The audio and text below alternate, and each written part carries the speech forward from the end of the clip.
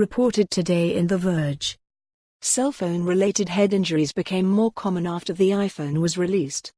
As cell phones got smarter, they also became marginally more dangerous to the clumsy, easily distracted humans holding them, according to new research.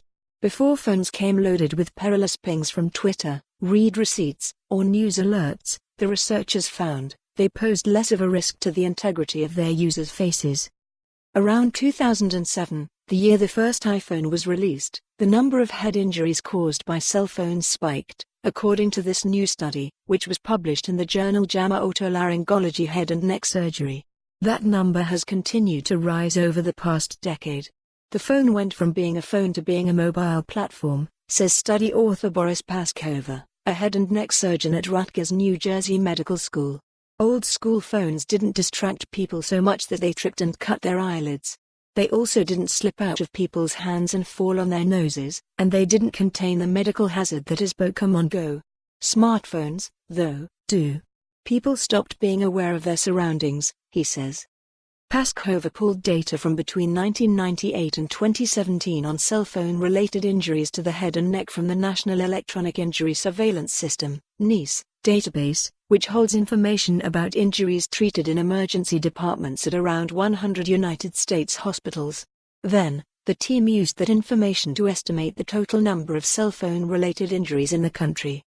The 100 hospitals in the database reported 2,501 cases of cell phone-related injuries between 1998 and 2017, which the authors estimate is the equivalent of just over 76,000 injuries nationwide during that same time period. Around 40% of injuries were in people between the ages of 13 and 29, and the most common diagnosis was a deep cut.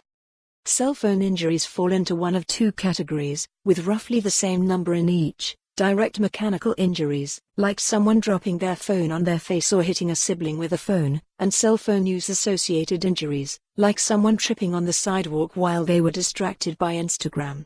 Kids under the age of 13 were far more likely to suffer direct injuries. They accounted for 82% of the injuries to that group, while older adults above the age of 50 were more at risk of use-associated injuries. For Paskhover, the use-associated injuries are the most concerning. Most of those injuries came while people were distracted, they were driving and texting, or walking while looking at their phones. 90 of the injuries he looked at occurred because people were distracted by Pokémon Go. Getting slammed in the face by a phone is objectively not great, and it makes sense that doctors like Paskhover would be alarmed. But it's for more on this story, visit the news article link.